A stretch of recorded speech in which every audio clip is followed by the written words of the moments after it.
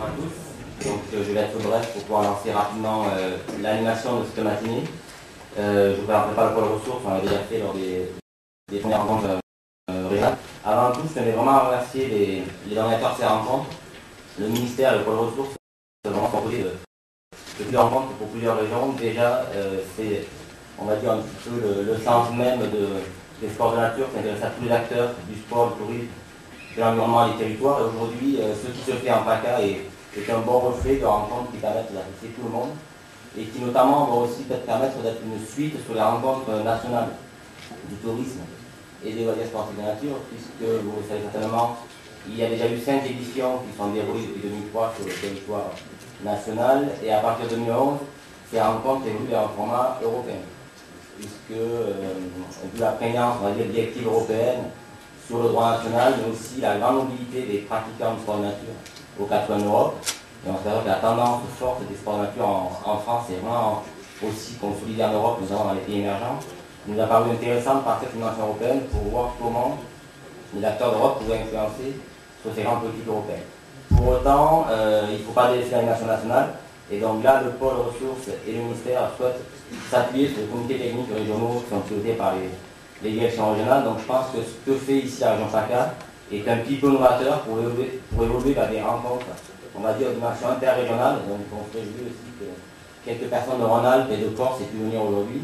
Et je pense que c'est un format qui est un peu préfigurateur de prochaines rencontres interrégionales dans d'autres territoires.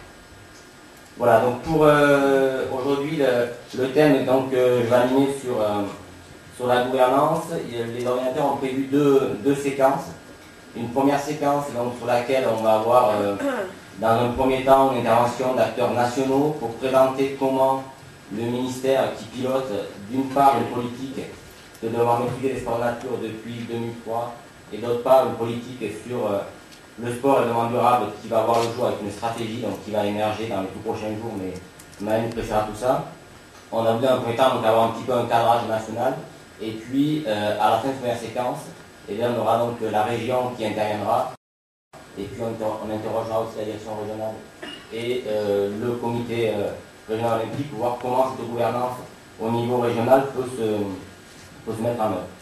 Sur la seconde séquence, donc là qui tournera autour de la gestion maîtrisée des lieux de pratique, on va interroger directement les acteurs du sport, on les prendra tout à l'heure, les acteurs du comité départemental olympique et aussi de comité sportif, pour voir comment eux au quotidien ils gèrent ces activités physiques dans l'espace naturel protégé.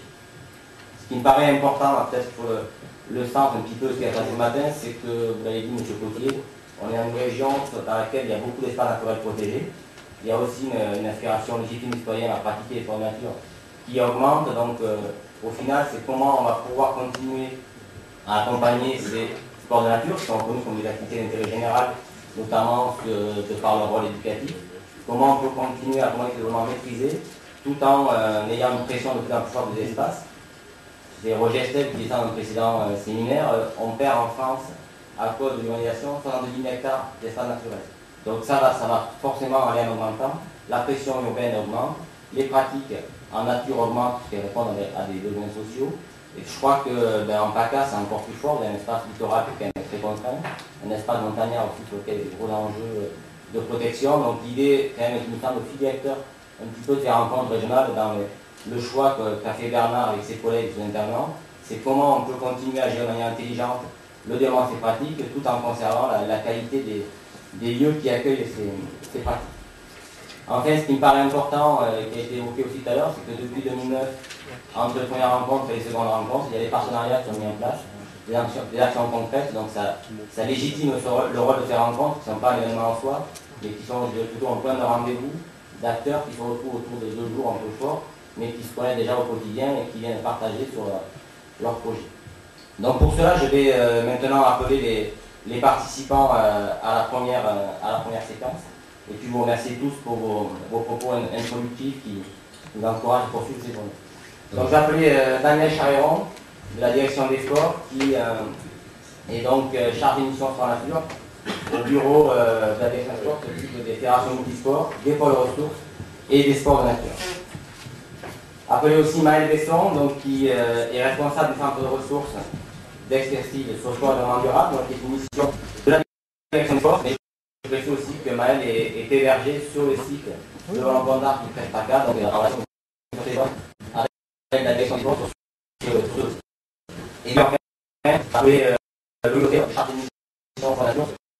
à la mission montagne et du conseil régional, et donc accompagné par Philippe Guédu, directeur du Demande des territoires, et peut-être rappeler Pierre aussi Marie, comme ça vous serez avec nous sur la table ronde pour la parole du cross, et Bernard peut-être, je ne sais pas si tout le monde maintenant aussi, par rigueur peut-être venir tout de suite, comme ça on est prêt pour la discussion après.